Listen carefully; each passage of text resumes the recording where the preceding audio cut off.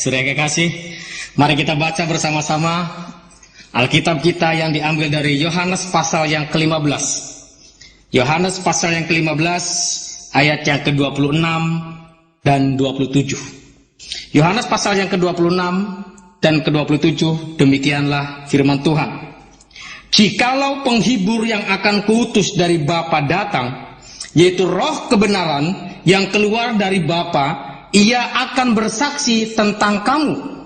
Tetapi kamu juga harus bersaksi, karena kamu dari semula bersama-sama dengan aku. Amin. Saudaraku yang kasih, bagaimana kita tahu bahwa kita telah diselamatkan, kita ditebus melalui darah Yesus Kristus. Dan ada satu perintah yang sungguh baik kepada kita, dan Tuhan akan memampukan kita supaya kita bersaksi tentang Dia. Firman Tuhan katakan, jikalau Roh Kudus, jikalau penghibur itu datang kepadamu, maka hendaknya kamu harus bersaksi. Oleh karena itu, saudara yang kasih, pada saat ini, melalui program ini, saya akan bersaksi bagaimana Tuhan begitu ajaib, Tuhan begitu luar biasa. Dia mau mengangkat saya menjadi anaknya. Saya menyadari saya adalah orang yang berdosa. Saya menyadari saya orang yang tidak ada apa-apanya. Tetapi oleh karena kasih karunia, Tuhan boleh menyelamatkan saya. Saudaraku yang kasih, saya percaya kepada Yesus. Saya boleh beriman dan percaya dan menjadi murid Yesus. Itu tidak melalui satu hal-hal yang indah. Saya bukan satu hal-hal yang supranatural, hal-hal yang menakjubkan. Tidak, saudara kasih. Tetapi Tuhan sungguh ajaib. Jikalau saya boleh percaya kepada Dia, itu oleh karena kasih anugerah semata. Karena secara manusiawi, secara background pendidikan saya, background keluarga saya tidak mungkin menjadi orang yang percaya kepada Yesus. Karena firman Tuhan katakan, kalau bukan Roh Kudus yang menarik kita, kalau bukan Roh Kudus yang membawa kita, maka kita tidak akan percaya kepada Yesus. Karena kalau kita boleh percaya kepada Yesus, itu satu hal yang luar biasa. Kita mempercayai sesuatu yang luar biasa, saudaraku. Karena Yesus adalah suatu pribadi yang luar biasa, suatu pribadi yang ajaib. Karena Dia manusia, tetapi sekaligus Dia pun Allah. Saudara kasih, saya akan ceritakan bagaimana latar belakang saya, latar belakang pendidikan saya. Dari kecil, saya sekolah di madrasah ibtidaiyah, dan saya tinggal di pesantren, saudaraku, dan sampai saya selesaikan selama 6 tahun di pesantren, dan kemudian saya melanjutkan ke pesantren yang lain untuk menghafalkan Al-Quran. Di madrasah sanawiyah saya selesaikan 3 tahun, dan kemudian saya masuk ke SMA negeri, di mana saya pun dapat selesaikan selama 3 tahun juga, dan tetap tinggal di pesantren. Setelah itu saya melanjutkan ke perguruan tinggi Islam. Karena kami rindu, saya rindu, saudaraku, orang tua saya pun rindu, bahwa saya ini akan menjadi wakil dari kakek saya, di mana kakek saya adalah seorang pendiri dan pengasuh pondok pesantren. Oleh karena itu saya dipersiapkan untuk menggantikan posisi kakek saya, dan saya pun dengan bertanggung jawab penuh, dengan sungguh-sungguh, saya pun boleh belajar dengan baik. Suatu bukti pada tahun 87, saudara yang kasih, tahun 87-88, pada saat itu saya mendapat juara MTQ tingkat remaja, dan kemudian mendapatkan juara kaligrafi dan lomba pidato, lomba dakwah. Jadi dengan demikian maka orang tua saya semakin bangga dan semakin percaya bahwa memang saya adalah sebagai wakil dan penerus daripada pondok pesantren yang kakek saya asuh. Saudara yang kasih, di dalam sekolah saya, di dalam saya menekuni pendidikan Islam, saya pun aktif dalam satu organisasi Islam yang terbesar di Indonesia ini. Dan di mana organisasi ini juga ada satu kerinduan, ada satu keinginan. Karena waktu dulu saya percaya, saya imani, saudaraku, karena satu ayat di dalam Al-Quran, surat yang ketiga ayat yang ke-19, yaitu surat Al-Imran ayat yang ke-19, saya katakan, Inna dina indallahil Islam. Sesungguhnya agama yang benar di sisi Allah, agama yang berkenan kepada Allah, hanyalah agama Islam. Oleh karena itu saya rindu untuk mencari orang-orang yang belum mengenal Islam, orang-orang yang tidak atau belum menganut ajaran Islam. Saya mencari mereka dan kita boleh berdiskusi dengan mereka. Karena dalam surat yang ketiga juga, surat Ali Imran ayat 85 di sana dikatakan, sebelum engkau masuk Islam, engkau mencari agama-agama yang lain, tapi sebelum engkau menerima Islam itu, maka engkau tidak akan mendapatkan agama yang diridhoi oleh Allah. Sehingga saya mencari orang-orang, saudaraku, di tempat saya,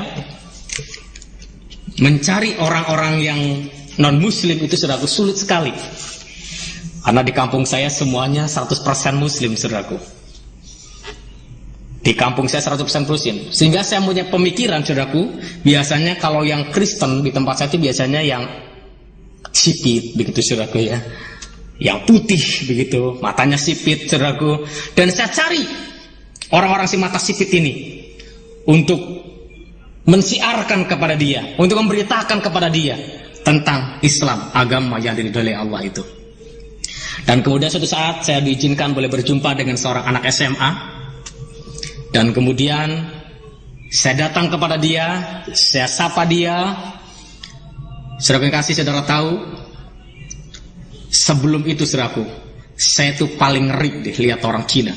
Saya paling ngeri lihat si mata sipit itu, saudaraku. Mengapa? Karena yang saya lihat itu bukan si sipitnya, saudaraku. Yang saya lihat itu babinya, saudaraku. Dan kita tahu babi itu adalah satu najis mughaladzah, najis yang besar. Karena najis dibagi ada 3, saudaraku, yaitu najis mughaladzah, mutawasithah, dan yang ketiga itu najis marfu. Dan yang pertama itu najis mughaladzah, najis yang sangat besar, saudaraku.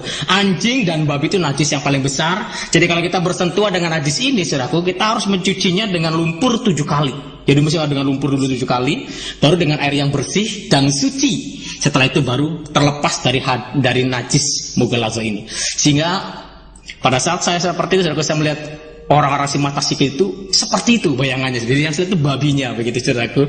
Dan kemudian, saudaraku, saya katakan kepada dia dengan tidak mau sentuh-sentuh, takut ketempelan najisnya, saudaraku. Kemudian saya katakan kepada dia, Pit, saya bilang begitu. Kamu tahu enggak bahwa agama Kristen itu adalah agama yang benar, agama yang diridhoi, tetapi itu untuk 2000 tahun yang lalu, pada saat dimana belum ada ajaran baru dan nabi baru. Saya katakan kepada dia, pada saat ada nabi baru dan ajaran baru dan agama baru, maka yang lama itu sudah tidak berlaku lagi. Saya katakan kepada dia, tidak berlaku lagi. Mengapa? Karena ada ajaran baru, ada nabi baru, ada agama baru. Sama seperti presiden, kalau presiden sudah ganti, tentu saja kita mengikuti aturan presiden yang baru. Tetapi apa yang terjadi, saudaraku? Dia jawab kepada saya, dikatakan seperti ini, aku sih nggak mau peduli, mau nggak berlaku, mau enggak, mau kuno atau mau enggak. Dia bilang, katakan, yang penting saya punya keyakinan, saudara, punya keyakinan kalau mati itu masuk surga. Dan ini, saudaraku, satu kalimat yang membuat saya itu, wah, ini kalimat sombong sekali, begitu. Karena selama, saudaraku, saya 9 tahun di pesantren, selama saya belajar, saudaraku, di perguruan tinggi Islam, saudaraku, saya nggak pernah ada satu kalimat kalau mati pasti masuk surga. Saudara boleh cek, boleh tanya kepada ulama, pada ustaz, atau kepada haji-haji, kalau sudah tanya, kalau mati masuk surga atau masuk neraka, pasti mereka akan katakan, insya Allah masuk surga. Mengapa nggak pasti masuk surga, gitu loh? Karena kita tahu, saudaraku, ad-dunya mazra'atul akhirah. Dunia itu ada di mana tempat berlomba-lomba untuk menuju akhirat. Itu pun insya Allah masuk surga. Tapi mengapa si sipit ini mengatakan pasti masuk surga? Kemudian saya bilang sama dia, Pit, enak kali kamu, saya bilang gitu.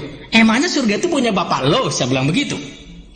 Apa yang jawab, saudaraku? Dia katakan, iya, surga punya bapak gue, katanya. Wah, ini kurang ajar, saudaraku. Wah, dasar sipit lo, saya bilang gitu. Dasar kafir lo, gitu ya. Dalam hati saya gondok, saudaraku. Mengkau dibilang itu, kau katakan surga itu punya bapaknya. Setelah saya tahu, saudaraku, memang dalam Roma pasal 8 ayat 14 yang dikatakan, semua orang yang dipimpin roh Allah adalah anak-anak Allah. Yohanes pasal 1 ayat 12 yang dikatakan, barang siapa yang menerima anak itu, menerima Yesus itu, akan diberi kuasa untuk menjadi anak-anak Allah. Rupanya itu yang dia menjadi pegangan. Karena dia dipimpin oleh roh Allah, karena dia sudah menerima Yesus Kristus, maka dia menjadi anak Allah. Waktu saya mendengar bahwa dia menjadi anaknya atau menjadi anak Tuhan yang memiliki sorga, ini satu bertentangan yang sangat besar. Karena dalam iman saya dulu mengatakan, Al-Quran katakan lam yalid walam yulad, bahwa Allah itu tidak beranak dan tidak diperanakan. Bahkan di surat Al-Jin, saudaraku, di sana dikatakan bagaimana Allah punya anak kalau dia tidak punya permaisuri. Tetapi mengapa dia katakan berani mengatakan bahwa dia itu juga anak Allah? Kemudian saya bilang sama dia, emang Tuhan kamu siapa? Tuhan saya Yesus Kristus. Lebih kurang ajar lagi, saudaraku. Lebih gondok lagi, saudaraku. Mengapa? Kok Yesus disetarakan dengan Allah? Karena satu kalimat yang mengatakan la ilaha illallah, tidak ada Tuhan kecuali Allah. Tetapi mengapa dia katakan Tuhannya itu Yesus Kristus? Dan kemudian saya katakan kepada si Pit ini, katakan Pit, oke? Saya katakan lakum dinukum waliyadin. Bagimu agamamu, bagiku agamaku. Yang penting saya sudah sampaikan kepada kamu. Selesai, saudaraku. Dan kemudian apa yang terjadi? Setelah saya mengerti, saudaraku, rupa-rupanya Roh Kudus bekerja. Berangkat dari satu dialog yang sangat sederhana ini, saudaraku. Dan kemudian pada saat saya diam, pada saat saya merenung, perkataan ini muncul, mengganggu pikiran saya. Tiba-tiba muncul mengatakan, kenapa ya orang Kristen kok pasti masuk surga? Kenapa kok ya kok surganya itu punya bapaknya? Kenapa kok Tuhannya itu bukan Allah tetapi Yesus Kristus? Begitu. Dan kemudian saya mencoba Yesus Kristus. Mungkin Yesus itu adalah Isa Al-Masih. Dan kemudian saya mencoba untuk mencari tentang Isa Al-Masih itu, saudara. Figur Isa Al-Masih itu yang pernah saya pelajari di pesantren, yang pernah saya pelajari di tempat-tempat lain, saudaraku. Saya mencari cerita tentang Isa Al-Masih. Dan kemudian saya menemukan suatu kitab, saudaraku. Kitab yang ditulis oleh Kiai Haji Mungdir Nazir. Kitab itu berjudul Fafiru Ilallah, yaitu larilah menuju Allah. Kitab itu artinya seperti itu, Fafiru Ilallah. Dan kitab Fafiru Ilallah ini, saudaraku, ini bercerita tentang akhir zaman. Di mana dalam kitab itu diceritakan bahwa di akhir zaman nanti bagaimana peperangan terjadi di mana-mana, kelaparan terjadi di mana-mana, kerusuhan terjadi di mana-mana, sehingga membuat orang ketakutan, membuat orang kebimbangan, membuat orang itu mencari pegangan untuk melindungi diri mereka. Kemudian saudaraku, dari suasana semacam itu yang sudah mulai kacau balau, kemudian muncullah seorang yang digambarkan dalam kitab itu orang yang tinggi besar, saudaraku, dan kemudian digambarkan dalam kitab itu lautan itu, saudaraku, hanya semata kakinya. Jadi saudara bisa bayangkan makhluk ini begitu besar. Dan kemudian di tangan kanannya membawa surga dan di tangan kirinya membawa neraka. Dan kemudian makhluk ini, saudaraku, di keningnya tertulis kafa dan ro, artinya kafir. Dan kemudian orang ini dinamakan Dajjal. Dan Dajjal ini berkuasa dan menguasai dan berkampanye menawarkan surganya. Dia jalan sambil menawarkan, barang siapa yang ingin masuk surga silakan. Yang tidak percaya kepada dia ditarik masuk neraka. Karena situasi kondisi yang begitu menakutkan, saudaraku, kemudian mereka itu lebih memilih ke surganya Dajjal, lebih memilih menyembah Dajjal, sehingga banyak di antara mereka masuk ke surganya Dajjal yang hakikatnya, yang sungguhnya adalah neraka yang abadan-abadan, yang kekal selama-lamanya.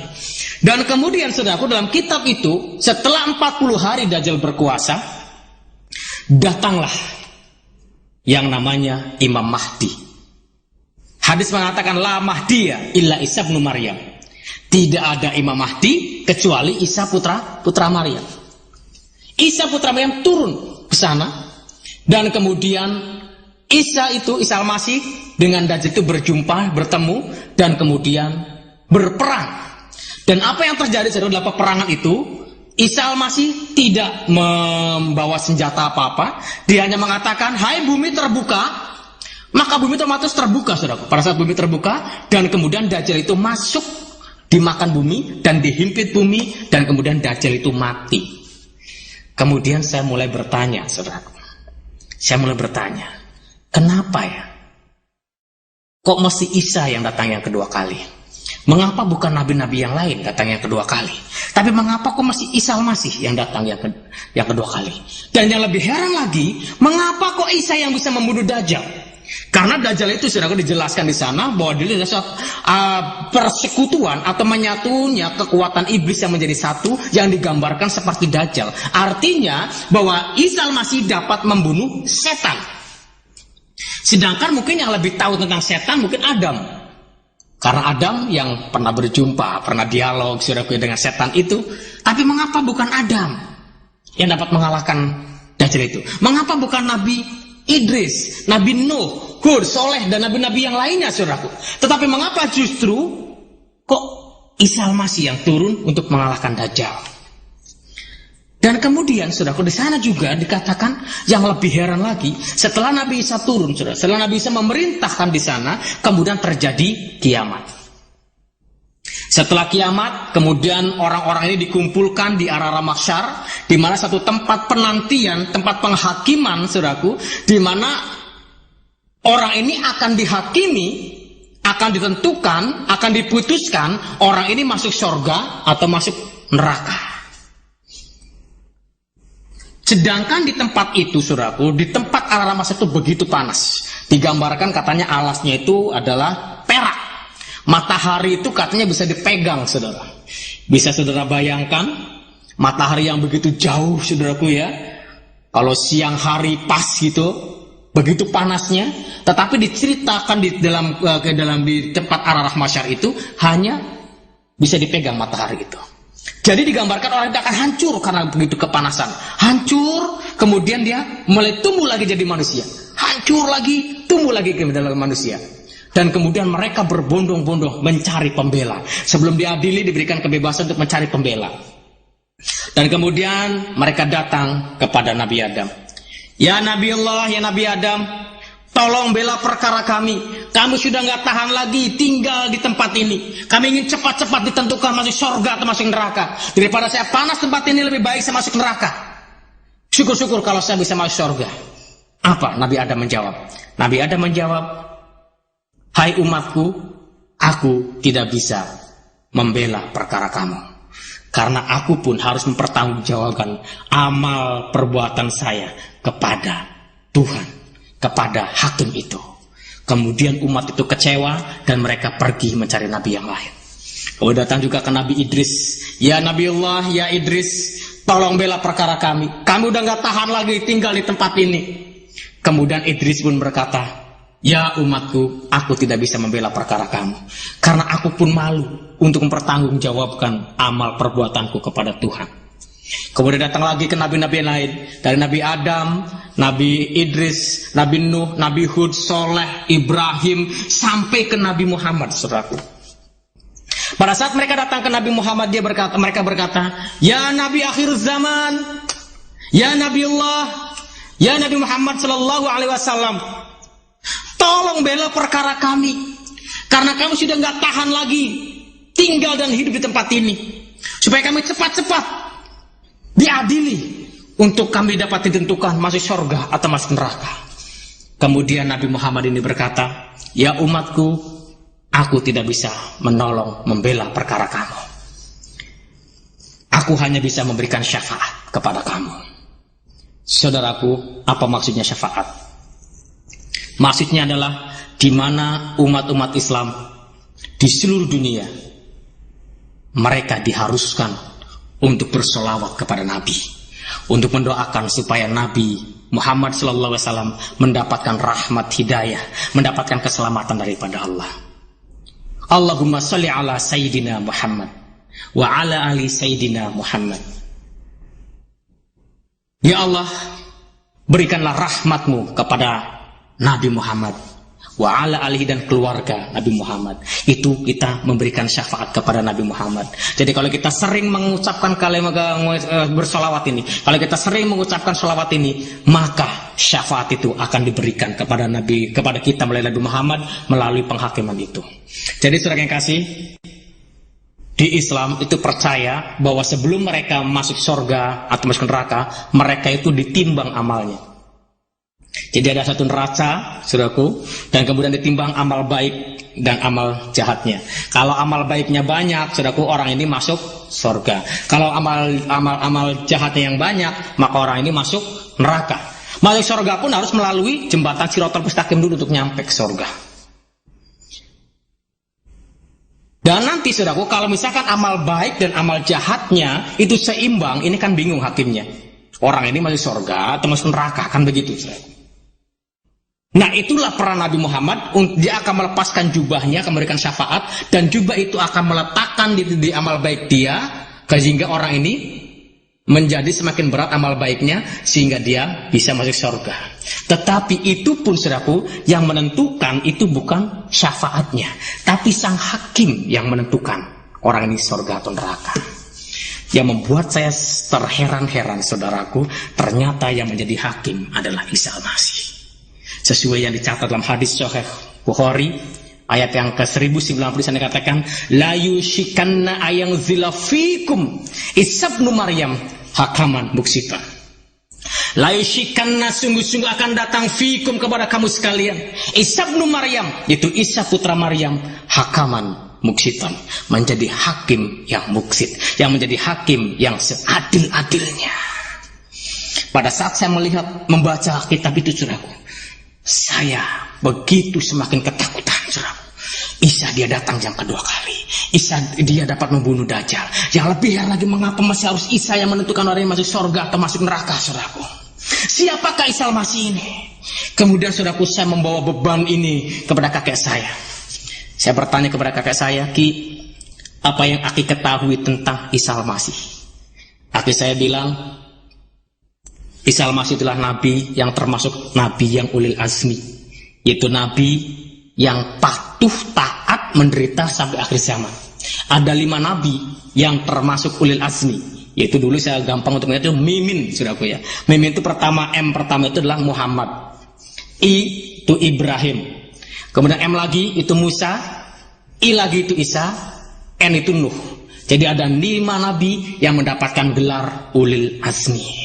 Dan kemudian saya katakan lagi kepada kakek saya, Ki, selain itu apa yang Aki ketahui tentang Isa Al-Masih? Dia katakan bahwa Isa fa'innahu rohullah wa kalimatuh. Sesungguhnya Isa itu adalah roh Allah dan firman Allah. Saya mulai ada sedikit gambaran, ada sedikit jawaban. Oh, Isa itu roh Allah dan firman Allah. Katakan lagi, selain itu apa lagi, Ki? Isa itu juga Isa fa'innahu Rasulullah wa kalimatuh. Sesungguhnya Isa itu adalah kalimat Allah, Rasul Allah, utusan Allah, dan firman Allah. Saya kejar lagi, selain itu apa lagi, Ki? Kemudian terakhir Aki bilang sama saya begini, sudahlah, kamu jangan pikir-pikir tentang Nabi Isa.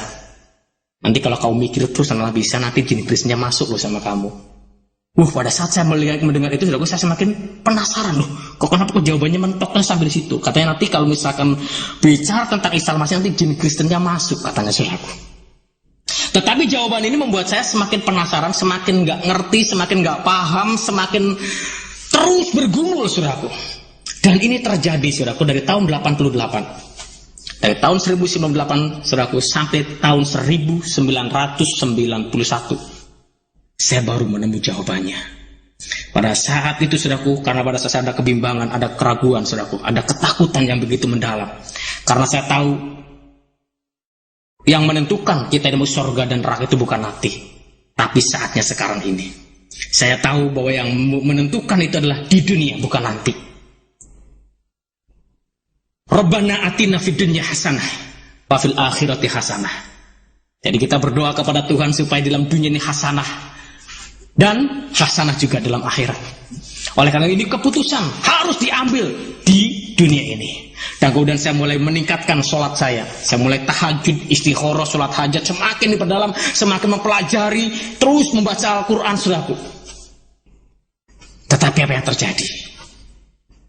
Saya masih ingat sekali. Pada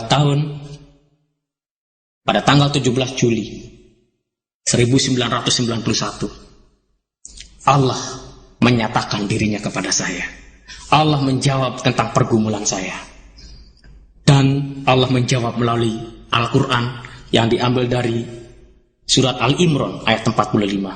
Di sana dikatakan, "Idza qalatil malaikatu ya Maryam Innallaha yubashshiruki bi kalimatin minhu ismul Isa ibnu Maryam wajihan fid dunya wa fil akhirah wa minal muqarrabin. Jangan dikatakan innallaha, sesungguhnya Allah itu yubashshiruki, memberikan kabar sukacita kepadamu Maria, bi kalimah, dengan kalimah, dengan firman yang tunggal, dengan kata Allah yang tunggal, dengan kun itu minhu yang berasal dari Allah. Kalimat itu lahir muncul dari Allah. Ismuhu, dan firman itu bernama Al-Masih Isa bin Maryam. Itu Al-Masih Isa putra Maryam. Wajihan fid dunya wa fil akhirah, yang berkuasa di dunia dan di akhirat. Ternyata setelah saya mengerti, saudaraku, dalam Matius pasal 8 juga dikatakan segala kuasa di bumi dan di surga telah Allah berikan kepadaku. Oleh karena itu pergilah, jadikanlah semua bangsa muridku. Saudara yang kasih, pada saat saya memahami ayat itu, pada saat Tuhan bukakan ayat itu kepada saya dan memberikan hikmat dan kepengertian kepada saya mengambil kesimpulan, pantaslah, karena dialah yang berkuasa di dunia dan di akhirat. Dia mau datang yang kedua kali, dia mau mengalahkan Dajjal, dia mau menentukan nasib orang ini masuk surga atau masuk neraka. Emang hak dia, karena dialah yang berkuasa di dunia dan di akhirat. Dan oleh karena pada saat itu, saudaraku, saya mulai semakin takut. Ada jawaban, saya semakin takut. Karena apa, saudaraku? Karena Al-Quran mengatakan inna dina indallahil Islam. Karena sesungguhnya agama yang berisi Allah adalah agama Islam. Di surat yang lain, saudaraku, itu surat Ali Imran juga, saudaraku, ayat 85. Di sana dikatakan seperti ini. Al Imran ayat yang ke-85. Saya akan bacakan. Barang siapa mencari agama selain agama Islam, maka sekali-kali tidaklah akan diterima agama itu daripadanya, dan dia di akhirat termasuk orang-orang yang rugi, saudaraku. Jadi di sana dikatakan dalam surat Ali Imran 85, saudaraku, barang siapa mencari agama selain agama Islam, maka sekali-kali tidaklah akan diterima oleh Allah. Satu sisi dikatakan inna dina indallahil Islam, bahwa sesungguhnya agama yang benar di sisi Allah adalah agama Islam.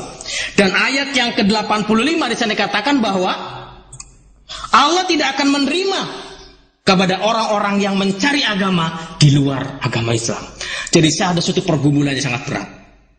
Kalau saya tinggalkan Islam, saya takut saya menjadi orang yang merugi.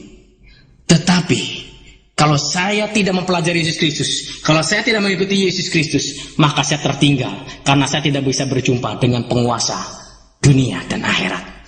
Dan kemudian terus saya selidiki, saudaraku, saya selidiki. Dan kemudian saya mulai bertanya, mengapa orang Kristen begitu yakinnya?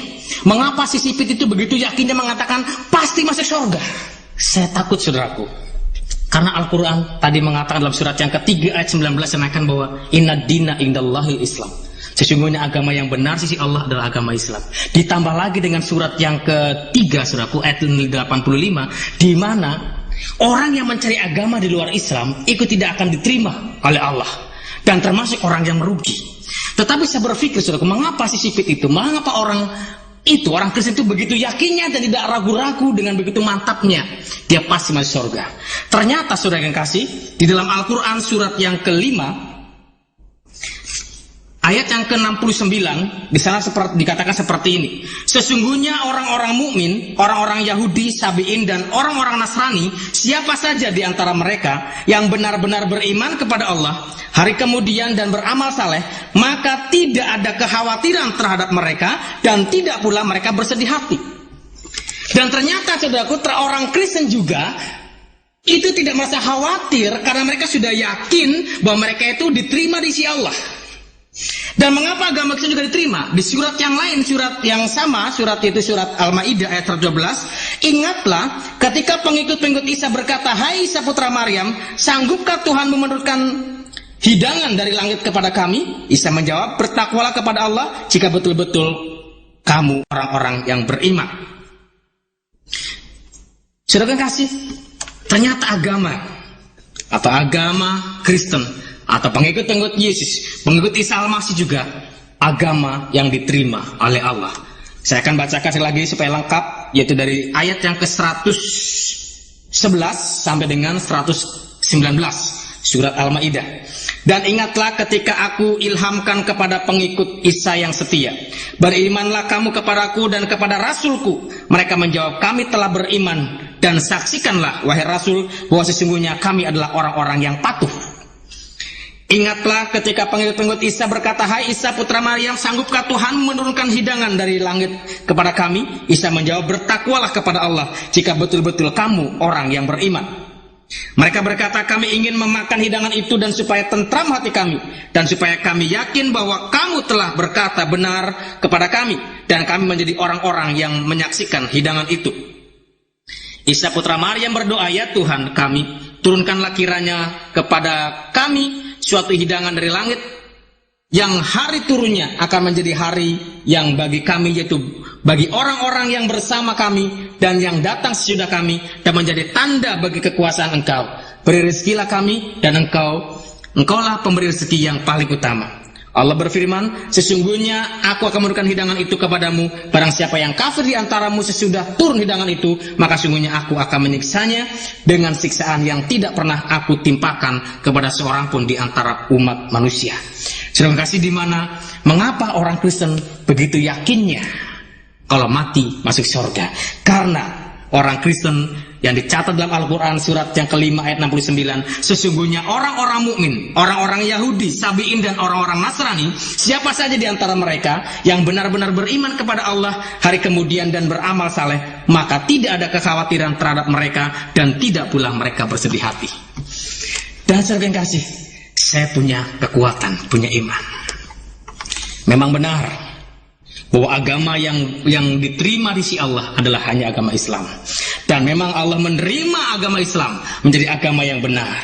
Tetapi ternyata Allah pun menerima orang-orang yang beriman kepada Dia. Tidak peduli orang itu orang Yahudi, Nasrani, Sabi'in, atau Hawariyin. Mereka semua diterima lalu, sehingga orang Kristen pun begitu yakin bahwa mati pasti masuk surga. Tidak ada keraguan. Saudara yang kasih, nanti tentang khusus tentang kata Islam ini akan kita bicarakan season berikutnya. Tetapi saya mau kembalikan saudara, pada saat saya mengerti saudaraku bahwa ternyata Kristen pun diterima di sisi Allah, dan kemudian saya mulai ingat lagi si mata sipit itu saudaraku. Saya ingat, kemudian saya mulai ingat-ingat karena sudah begitu lama saudaraku, saya ingat-ingat, dan kemudian saya datang, saya berjumpa dengan dia lagi. Dan kemudian saya katakan, Dit, saya ingin tahu Injilmu itu seperti apa. Sebenarnya saudaraku, saya ingin mencari Injil itu bukan untuk mencari kebenaran, tapi coba saya ingin tahu, karena saya belum pernah melihat, belum pernah pegang saudaraku, Injil itu seperti apa. Karena saya imani dulu bahwa Injil itu sudah dipalsukan oleh manusia. Tapi waktu saya ada untuk mendapatkan Injil itu. Dan teman saya ini saudaraku, si mata hidupnya kaget juga. Ada saya masuk, ada apa kamu? Saya mau pinjam Alkitab. Kemudian dia katakan, nggak usah pinjam deh, gitu ya. Jadi kamu boleh ambil saja, begitu ya, boleh ambil saja. Pada saat saya ditunjukkan suruh ambil Alkitab itu saudaraku, saya berdoa saudaraku. Karena saya ingat waktu saya bicara dengan kakak saya, ingat loh ya, kalau ikut Yesus itu nanti jin Kristennya masuk. Jadi saya bilang, a'udzubillahi minasyaitonirrajim. Saya tahu artinya ya, a'udzubillah, aku berlindung kepada Allah, minasyaiton, dari godaan syaitan, ar-rajim, yang terkutuk. Jadi saya tidak mau nanti jin Kristennya masuk, saudaraku. Sudah perhatikan mengapa orang Islam itu pakai kopiah ya, saudaraku. Alasan mereka katanya itu menutupi ini ya, jadi supaya rambutnya itu jangan terurai begitu, sehingga mereka pada saat sujud tidak terhalang oleh rambut. Tapi kalau alasannya itu, kenapa orang botak juga pakai kopiah, saudaraku? Ternyata hadis yang mengatakan seperti ini, karena iblis itu datangnya dari atas katanya. Jadi kalau ada kopiah, saudaraku, iblis terpental, tong gitu saudaraku ya. Jadi iblis itu terpental begitu, jadi nggak bisa masuk. Jadi jin Kristen nggak bisa masuk begitu, karena ada kopiah. Itu penghalang mereka, saudaraku. Kalau saudara perhatikan baik-baik, saudaraku, perlindungan mereka itu hanya sebatas kopiah. Paling mahal berapa sih kopiah? Tapi kita bersyukur setelah saya mengerti, saudaraku, Yesus atau kita sebagai orang percaya itu punya perlindungan lebih besar dari itu, yaitu Yesus Kristus. Dalam nama Yesus Kristus, saudaraku, setiap kuasa iblis apapun tidak akan bisa masuk, karena firman Tuhan berkata, roh yang ada dalam diri kita itu lebih besar daripada roh apapun di dunia ini. Setelah itu, saudaraku, saya membaca Alkitab. Saya buang covernya karena saya takut nanti orang tua saya tahu. Kalau orang tua saya tahu, pasti ini akan diusir, saudaraku. Kemudian saya buang covernya, saya bandingkan Alkitab, Al-Quran, berdoa. Terus saudaraku, saya tidak lagi keluar saudaraku, saya bergumul terus bergumul. Pada saat saya membaca Alkitab saudaraku, dari kitab pertama Kejadian, saya mulai terkata, oh kok ceritanya sama seperti pelajaran saya terima. Selalu dikagetkan, dan ternyata lebih enak lagi saudaraku. Saya dulu memahami Alkitab itu seperti buku sejarah. Jadi kronologisnya jelas, tokoh-tokohnya jelas. Kemudian pasal 1, pasal 2 itu saling berkaitan. Satu rangkaian cerita yang segitu panjang dan tidak bercerai-cerai gitu ya, tidak bercerai-berai. Terus ada satu kaitan. Beda dengan Al-Quran saudaraku. Kalau Al-Quran itu istilah kami orang Sunda itu acak-adut, atau acak-adut ya. Jadi kalau misalkan kita mau dengar tentang cerita Nabi Adam misalkan, itu ada 2 ayat di surat sapi betina. Ada 1 ayat lagi, nggak tahu di mana gitu, di surat yang lain, saudaraku. Di surat semut ada 1 ayat, di surat laba-laba ada 2 ayat, saudaraku. Memang surat-surat mereka tuh namanya binatang-binatang, saudaraku. Dan itu memang itulah kenyataannya. Cuman karena dibungkus dengan bahasa Arab, jadi sehingga lebih bagus gitu. Misalkan, mari kita buka surat Al-Baqarah. Seneng, mari kita buka surat. Tapi kalau mari kita buka surat sapi betina, itu marah, sudah kayak marah. Padahal sapi betina sama Al-Baqarah sama saja gitu ya. Sapi betina itu bahasanya, salah. Sapi betina itu bahasa Indonesianya, Al-Baqarah itu bahasa Arabnya, saudaraku. Jadi itu karena terlalu fanatiknya sehingga mereka tertutup oleh cerita itu. Dan itu pun tidak lengkap saudara, karena Al-Quran itu ada sebagian fungsinya itu hanya menjelaskan, hanya menguatkan Taurat, Zabur, dan Injil, sehingga tidak mempunyai cerita yang lengkap. Tetapi Alkitab ini lengkap sekali saudara. Lengkap sekali. Dan kemudian saudaraku, saya mulai gemetar, saya mulai asik membaca Alkitab. Lama-kelamaan terus baca Alkitab, begitu asiknya baca Alkitab. Tapi yang lebih heran lagi saudaraku, si sipit ketok pintu saya, dikatakan tok tok tok tok, assalamualaikum. Saya langsung keluar, waalaikumsalam. Dibuka itu si mata sipit, saya kaget, ngapain lo kesini? Enggak, ini kita ada acara nih katanya. Acara apaan? Retreat katanya. Mau ikut nggak? Apa tuh retreat? Saya bilang gitu. Pokoknya asik deh, dia bilang itu. Ada nyanyi-nyanyi, ada nari-nari, ada makan-makan. Pokoknya asik deh gitu. Anak-anak muda di Jawa Barat itu akan kumpul jadi satu, dan di sana akan happy begitu ya. Wah, seneng juga. Emang hobi saya tuh nari, nyanyi itu hobi saya saudaraku. Jadi saya pun ikut. Itu acara Kristen ya? Iya sih, tapi enggak jadi masalah kamu Islam enggak ada masalah. Pokoknya ikut aja gitu ya. Saya bilang, tapi ingat ya, kalau saya ikut bukan berarti saya ini masuk Kristen. Enggak, pokoknya ikut aja gitu ya. Kemudian saya ikut saudaraku. Ikut retreat 3 hari. Dan pada saat ikut retreat saudaraku, pada saat saya melihat ada hamba Tuhan berkhotbah gitu, sampai teriak-teriak, sampai jingkrak-jingkrak gitu ya. Saya diam, saya ketawa gitu ya. Ini aneh ya orang Kristen khotbahnya gitu ya. Kalau khotbahnya kayak tukang obat gitu ya. Kalau khotbahnya tukang obat gitu ya, menawar, ini siapa nih? Ini mujarab. Saya nggak ngerti isinya, tapi yang saya lihat itu loncat-loncatnya, teriak-teriaknya, gayanya yang saya perhatikan. Dan saya tertawa itu karena gayanya, bukan isinya. Karena saya nggak tahu isinya. Tapi satu hal yang membuat saya tertarik, saudaraku, membuat saya terharu, saya merasa diterima oleh mereka. Mereka sambut saya. Apa kabar, namanya siapa, sekolahnya di mana. Begitu indahnya, begitu harmonisnya. Saya merasa diterima oleh mereka. Dan pada saat break, saudaraku, pada saat makan, kami sama-sama makan. Pak pendetanya sama-sama dengan kita makan. Dulu saudaraku, kalau kita di iman saya dulu itu beda saudaraku. Kalau ulama atau kiai itu masih spesial makannya, nggak bisa dicampur dengan umat. Dan umat ini nggak boleh mendahului kiai makan, saudaraku. Umat ini masih nunggu kiai selesai makan dulu. Jadi kalau kiai sudah makan gitu, baru mereka siap-siap 1, 2, 3, wes gitu ya, rebutan. Ada dapat sendoknya, ada dapat garpunya, dapat piringnya, gitu, dapat apanya gitu ya. Karena mereka percaya bekasnya itu mengandung barokah katanya. Sudah perhatikan kalau ulama salaf, saudaraku, ulama salaf itu nggak pernah gosok gigi, saudaraku. Karena gigi takut, karena pasta giginya takut mengandung zat-zat yang najis. Dan ini ulama salaf itu hanya pakai siwak saja gitu, gosok-gosok, nggak pernah sikat gigi. Tapi herannya dulu saya mau rebutan bekasnya saudaraku, karena saya percaya dulu itu ada mengandung barokah begitu ya. Tapi saya lihat di situ tidak seperti demikian. Kiai dengan kita sama-sama, bahkan kiai dengan bang ustadz pun, pendeta pun saudaraku sama-sama makan bersama dengan kita, dan mereka pun siap menjawab pertanyaan-pertanyaan kita. Setelah selesai ada session terakhir, saya ikuti saudaraku. Apa yang terjadi saudaraku? Session itu mengatakan tentang beban Kristus. Jadi bagaimana diceritakan kenapa Yesus datang karena dosa, kemudian kenapa Yesus mati untuk menebus dosa-dosa kita, katanya gitu. Saya hanya segitu saja memahami firman Tuhan yang disampaikan oleh hamba Tuhan pada saat itu. Kemudian setelah selesai hamba Tuhan berkhotbah, kemudian maju beberapa orang untuk menyanyikan suatu pujian. Dan pujian ini yang membuat saya terharu, tersentuh dan dijamah oleh Tuhan. Pujian ini mengatakan seperti ini. Sudahkah engkau siap sedia menghadapi datangnya Yesus kelak kembali untuk mengangkat kita semua yang sungguh-sungguh berharap padanya. Pujian ini mengatakan, sudahkah engkau siap sedia untuk menyambut kedatangan Yesus yang kedua kali, saudaraku? Sebenarnya pujian ini ditujukan hanya untuk saya. Lu siap belum? Kamu udah siap belum untuk menyambut kedatangan Yesus yang kedua kali? Kemudian saya mulai gemetar, saudara. Iya ya, kok ceritanya sama seperti sedang saya gumuli, saudaraku. Iya, Isa akan datang yang kedua kali. Aduh, bagaimana? Udah siap belum? Oh iya, saya udah siap belum, saudaraku. Kemudian saya mulai diam, pulang. Iya, Tuhan, saya belum siap, Tuhan. Ada suatu peperangan terjadi. Oh Tuhan, saya belum siap begitu ya. Kemudian di salah satu hamba Tuhan berkata seperti ini. Mungkin ada di antara saudara yang belum yakin bahwa nanti kalau mati masuk surga, yang belum menerima pengampunan daripada Tuhan, yang belum menerima Kristus Yesus sebagai Tuhan kehidupannya, saudara boleh angkat tangan.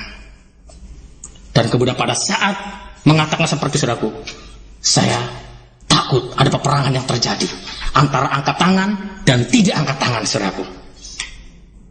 Pada saat saya menahan tidak angkat tangan, saudaraku, ini tidak tahan, saudaraku. Dan tetapi kalau saya angkat tangan, saudaraku, saya takut dan saya malu karena di samping saya ada si mata sipit, saudara. Ada si mata sipit, saudaraku. Aduh, kalau saya angkat tangan saya gengsi dong gitu ya, karena si sipit lihat saya. Kan tadi udah janjian gak boleh Kristen gitu ya. Kemudian saya diberi hikmat oleh Tuhan. Itu kan, kemudian saya towel si sipit, Pit, saya mau ke belakang. Mau kemana? Ke belakang. Kemudian saya ke belakang, saudara. Saya ke belakang, padahal saya nggak ke belakang, gak akan ke WC, saudaraku. Tapi saya mencari tempat, saudaraku, di mana si sipit itu nggak bisa lihat saya. Dan kemudian setelah pastikan bahwa dia nggak bisa lihat saya, kemudian saya angkat tangan. Setelah angkat tangan, saudaraku, hamba Tuhan bilang lagi seperti ini. Saudara-saudara yang kekasih, bagi saudara yang angkat tangan, silakan maju ke depan, kata saudaraku. Aduh, suatu pergumulan sangat berat, saudaraku. Saya sudah bergumul untuk angkat tangan, tapi kok suruh maju lagi. Untuk apa nih? Ada apa lagi? Tetapi waktu itu saya nggak tahan untuk diam, saudaraku. Kemudian saya maju ke depan. Dan pada saat saya maju ke depan, saudaraku, saya dipeluk oleh seorang.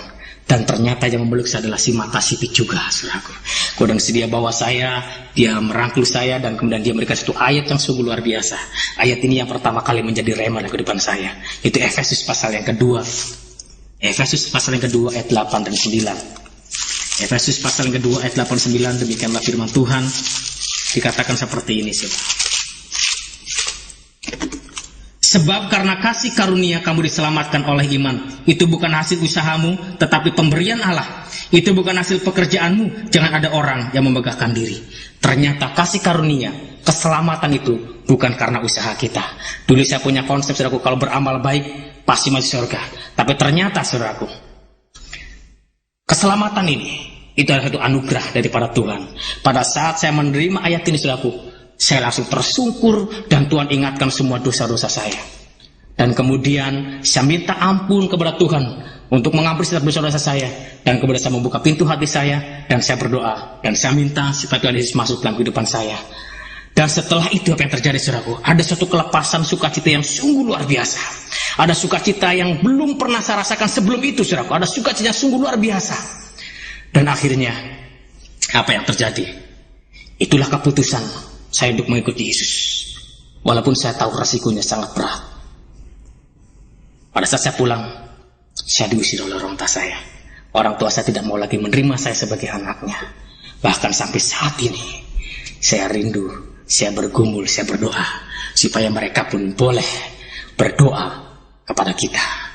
Kemudian saudaraku yang kasih, saudara kekasih, kemudian saya pun pulang, dan kemudian orang tua mengusir saya. Tetapi saya yakin dan percaya firman Tuhan berkata, apabila ada satu orang yang bertobat, maka seisi rumahnya akan diselamatkan. Dan saya hanya membutuhkan, saya tidak mau ini terjadi karena waktu saya, tapi saya mau ini terjadi oleh karena waktu Tuhan semata. Karena saya yakin dan percaya waktu Tuhan itu indah pada saatnya. Amin, saudara yang kasih. Sampai di sini kesaksian saya, dan biarlah kesaksian ini boleh menjadi berkat bagi kita semua. Amin.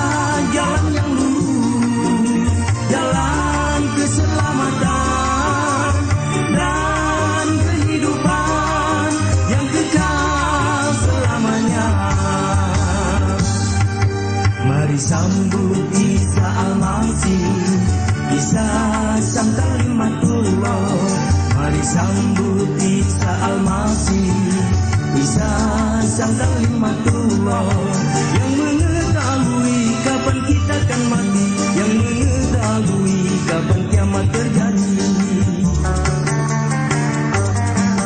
Mari agungkan Isa Al-Masih, kalimatullah yang penuh kasih.